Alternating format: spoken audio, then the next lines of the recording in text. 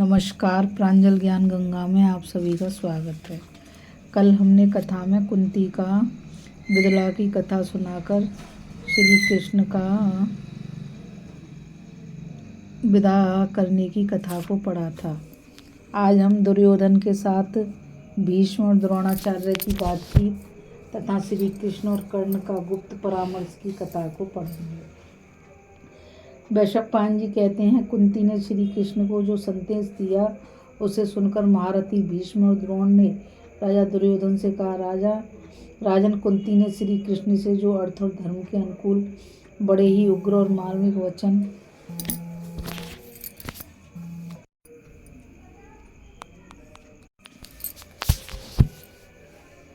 तुमने सुने, अब पांडव लोग श्री कृष्ण की सम्मति से वैसा ही करेंगे।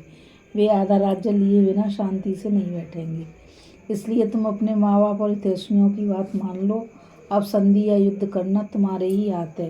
यदि इस समय तुम्हें हमारी बात नहीं रुचती तो रणांगण में भीमसेन का भीषण सिंहनाद और गांडीव की टंकार सुनकर अवश्य याद आवेगी। यह सुनकर राजा दुर्योधन उदास हो गया। उसने मुंह नीचा कर लिया तथा भौहें सिकोड़कर टेढ़ी निगाह से देखने लगा। उसे उदास देखकर भीष्म और द्रोण आपस में एक दूसरे की ओर देखकर बात करने लगे।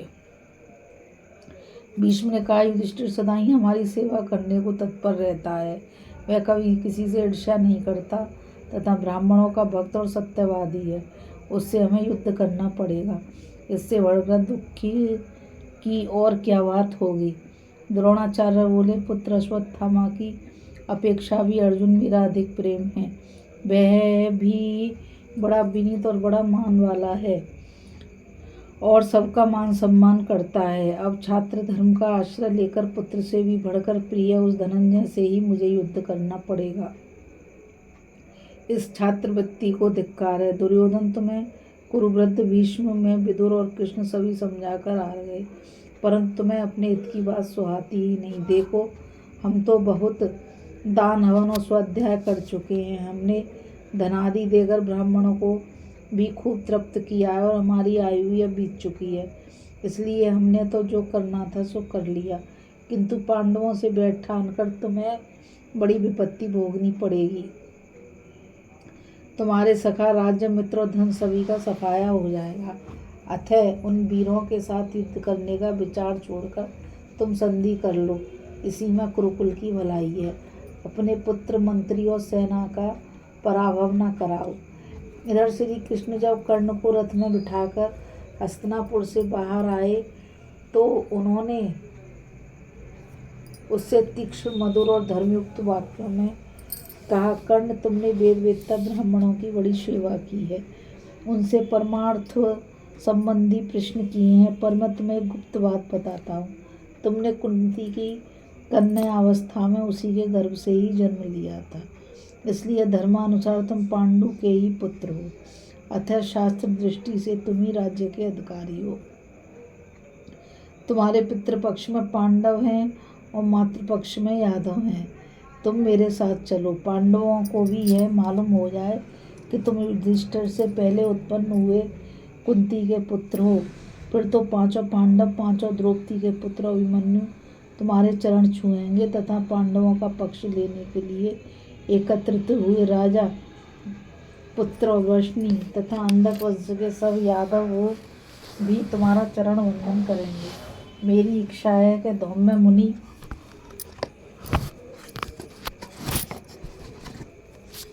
आज ही तुम्हारे लिए होम करेंगे और चारों वेदों के ज्ञाता ब्राह्मण लोग तुम्हारा अभिषेक करेंगे। हम सब लोग ही मिलकर तुम्हारा ही राज्य अभिषेक करेंगे। धर्मपुत्र राजा युधिष्ठिर तुम्हारे युवराज होंगे और हाथ में श्वेत चवर लेकर तुम्हारे पीछे रथ पर बैठेंगे। तुम्हारे मस्तक पर भीमसेन बड़ा भारी श्वेत छत्र लगाएंगे। अर्जुन तुम्हारा रथ हाँकेंगे। अभिमन्यु सर्वदा तुम्हारे पास रहेंगे तथा नकुल, सहदेव, द्रौपदी के 5 पुत्र, पांचाल राजकुमार और महारथी शिखंडी तुम्हारे पीछे चलेंगे। मैं भी तुम्हारे पीछे ही चला करूँगा।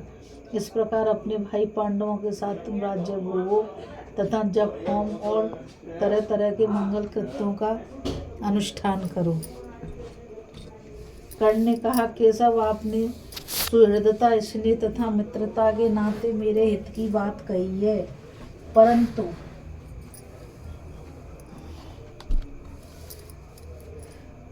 आपने जो कुछ कहा है वह ठीक है। इन सब बातों का मुझे पता है और जैसा आप समझते हैं, धर्मानुसार मैं पांडु का ही पुत्र हूँ। कुंती ने कन्यावस्था में सूर्यदेव के द्वारा मुझे गर्भ में धारण किया था और फिर उन्हीं के कहने से त्याग दिया था। उसके बाद अधिरथ सूत मुझे देखकर घर ले गए और उन्होंने बड़े स्नेह से मुझे अपनी स्त्री राधा की गोद में दे दिया। उस समय मेरे स्नेह के कारण राधा के स्तनों में दूध उतर आया और उसी ने उस अवस्था में मेरा मलमूत्र उठाया। अतः धर्मशास्त्र को जानने वाला मुझ जैसा कोई भी पुरुष राधा के पिंड का लोप कैसे कर सकता है। इसी प्रकार अधिरथ सूत भी मुझे अपना पुत्र ही समझते हैं और मैं भी स्नेहवश उन्हें सदा से अपना पिता ही समझता रहा हूँ। उन्हीं से मेरे जात कर्मादि संस्कार भी कराए थे तथा ब्राह्मणों के द्वारा पशुशयन नाम रखवाया था।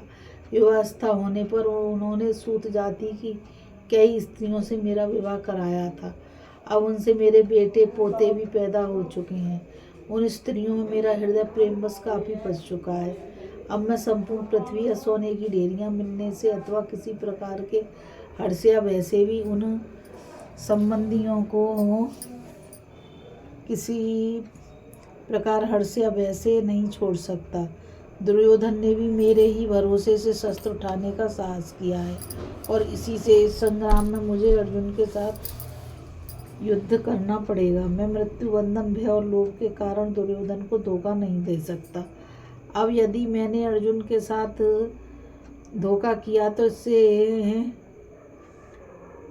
यदि मैंने अर्जुन के साथ युद्ध न किया तो इससे अर्जुन और दोनों की ही अपकीर्ति होगी।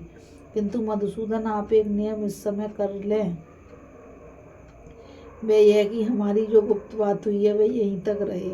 यदि धर्मात्मा और जितेंद्रिय युधिष्ठिर को इस बात का पता लग गया कि कुंती का प्रथम पुत्र मैं हूँ तो वे राज्य ग्रहण नहीं करेंगे और मुझे वे विशाल साम्राज्य मिला तो मैं उसे दुर्योधन को ही दे दूंगा।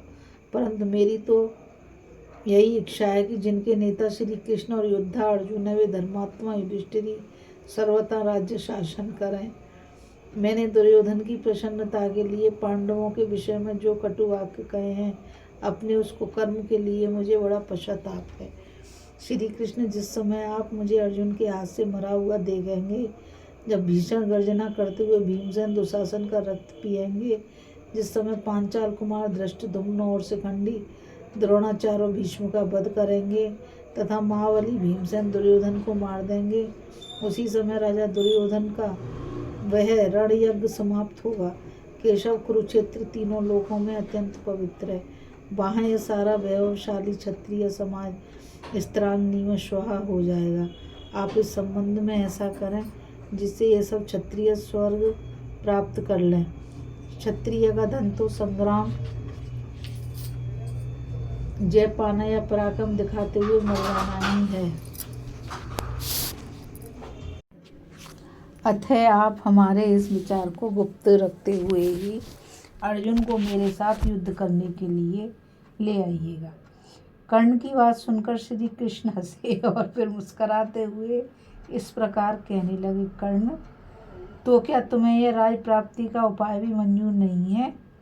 तुम मेरी दी हुई पृथ्वी का भी शासन नहीं करना चाहते? इसमें तो तनिक भी संदेह नहीं है कि जय पांडवों की ही होगी। अच्छा, अब तुम यहाँ से जाकर द्रोणाचार्य, भीष्म और कृपाचार्य से कहना कि यह महीना अच्छा है, इस समय फलों की अधिकता है, मक्खियाँ कम हैं, कीच सूख गई है, जल में स्वाद आ गया है तथा विशेष गर्मी में ठंडी भी नहीं है। अच्छा सुखमय समय है। आज से 7वें दिन अमावस्या होगी, उसी दिन युद्ध आरंभ करो। वहाँ और भी जो लोग आए उन सबको यह समाचार सुना देना। तुम्हारी इच्छा युद्ध करने की है तो मैं उसी का प्रबंध किए देता हूँ। दुर्योधन के अधीन जो भी राजा और राजपुत्र हैं वे शस्त्रों से मरकर उत्तम गति प्राप्त करेंगे, तब कर्ण ने श्री कृष्ण का सत्कार करते हुए कहा, माहो महाभाहो बाहो, आप सब कुछ जानबूझकर भी मुझे क्यों मुंह में डालना चाहते हैं? यह तो पृथ्वी के सर्वथा संहार का समय ही आ गया है। इसमें शकुनी, मैं, दुशासन और धृतराष्ट्र कुमार दुर्योधन तो निमित्त मात्र हैं। दुर्योधन के अधीन जो राजा और राजपुत्र हैं, वे सब शस्त्राग्नि में भस्म होकर यमराज के घर जाएंगे। इस समय बड़े भयानक स्वप्न और भयंकर शकुन तथा उत्पात भी दिखाई दे रहे हैं। उन्हें देखकर शरीर के रोंगटे खड़े हो जाते हैं। ये स्पष्ट ही दुर्योधन की हार और युधिष्ठिर की विजय सूचित करते हैं। पांडवों के हाथी, घोड़े आदि वाहन प्रसन्न दिखाई देते हैं तथा मृग उनके दाएं होकर निकल जाते हैं।